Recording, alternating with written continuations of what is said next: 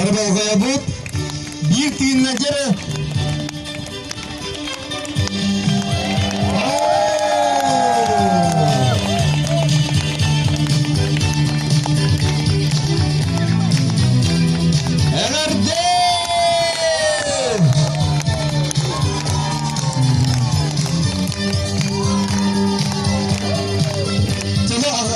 Kız hayatından hasta marifane gidip ben fişitleyen Allah hayatından canlara kadar da hasta.